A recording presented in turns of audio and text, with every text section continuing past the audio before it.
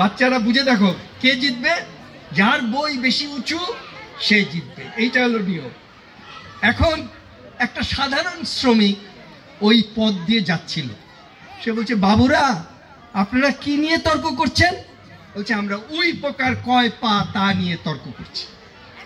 তখন শ্রমিকটা বলল কিভাবে এটার মীমাংসা হবে? বলছি যেটার পক্ষে বেশি পণ্ডিত আর যেটার পক্ষে কম পণ্ডিত, বেশি পণ্ডিত জিতবে। তখন শ্রমিকটা বলল বাবুরা আমার কথা শুনবেন? বলছি কি কথা? আমার সঙ্গে আসে। বলে তাকে নিয়ে গেল, নিয়ে গিয়ে একটা গাছের তলে একটা উই ঢিবির কাছে গেল, গিয়ে উই ঢিবিটা ভাঙলো, ভেঙে ওখান থেকে একটা উই পোকা বার করলো, করে বললো দেখেন তো গুনে কয়টা পা?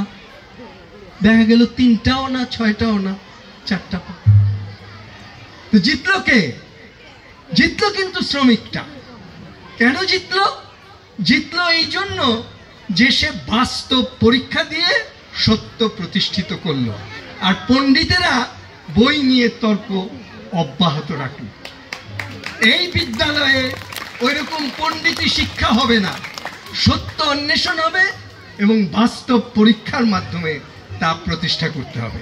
এই গেল আমার প্রথম গল্প। দ্বিতীয় গল্প আমার শিক্ষক সম্পর্কে। আমার শিক্ষক আনিসুর রহমান, অর্থনীতি বিভাগের শিক্ষক। তিনি 1974 সালে দুর্ভিক্ষের সময় বার হয়েছেন রিলিফ বিতরণ করতে। তখন আপনারা জানেন বঙ্গবন্ধুর সময়, সেই সময় যে শাড়ির পারমিট ছিল, সেই পারমিট নিয়ে অনেক চুরি বাটপাড়ি হওয়ার কারণে মানুষের গায়ে কাপড় ছিল না। তা আনিসুর রহমান নৌকায় কিছু কাপড় নিয়ে একটা দ্বীপে গিয়ে নেমেছে, শাড়ি বিতরণ করবে। দ্বীপে নামার পরপরই হাজার হাজার লোক ওই নৌকা ঘেরাও করেছে এবং হাত বাড়িয়ে দিয়েছে সবাই, ভিক্ষার হাত, আমাকে শাড়ি দেন, আমাকে শাড়ি দেন, আমাকে শাড়ি দেন। আনিসুর রহমান ভাবছে এখানে আমি যদি শাড়ি বার করি একটা মারামারি লেগে যাবে। তখন আনিসুর রহমান ভাবলেন যে একটা নতুন বুদ্ধি করি। সেটা কি? তিনি বললেন যারা এখানে এসেছেন তারাই ঠিক করেন আপনাদের মধ্যে কে শাড়ি নেবে। তখন মুহূর্তের মধ্যে ভিক্ষার হাতগুলো আস্তে আস্তে নিচে নেমে গেল। ওরা বসে গেল পরস্পর আলোচনা করতে কাকে শাড়ি দেওয়া উচিত। তখন অনেকক্ষণ পরে সবাই মিলে বলল আমাদের কাউকেই শাড়ি দেওয়া উচিত নয়। কেন? কারণ 3টা পরিবার আছে যারা শাড়ির অভাবে এখানে আসতে পারে নাই, ঘরেই রয়ে গেছে। সুতরাং মীমাংসা হয়ে গেল কাকে দিতে হবে। ওই 3টা পরিবারকে সেই জিনিসটা বিতরণ করা। এখান থেকে আমার শিক্ষা যে জনগণকে বিশ্বাস করো, তার হাতে ছেড়ে দাও। তোমরা পণ্ডিতি করতে যেও না, রাজনীতি করতে যেও না, সেই ঠিক করে নিবে কোনটা সত্য কোনটা সঠিক।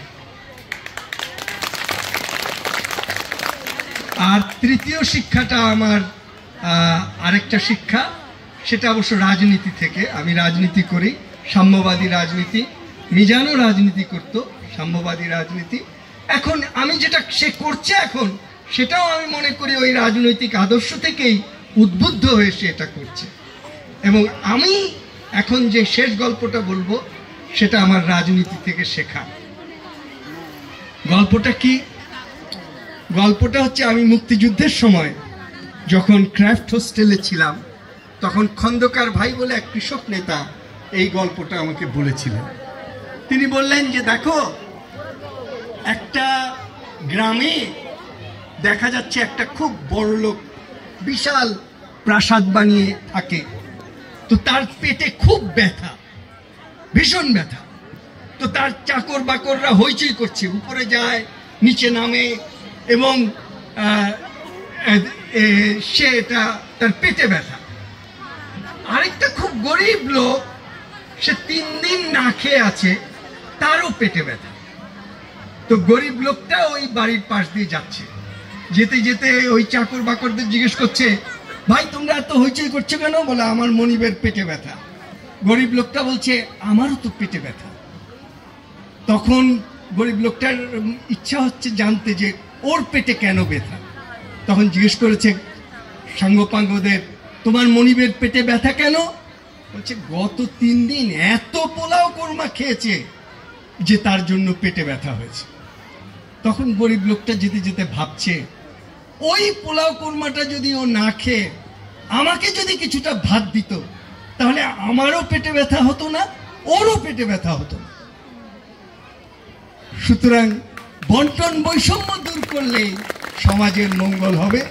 এই 3টা গল্প বলে আমার প্রতিশ্রুতি মতো 6 মিনিট বোধহয় লাগেনি, আপনাদেরকে ধন্যবাদ জানিয়ে আমার বক্তব্য শেষ করছি।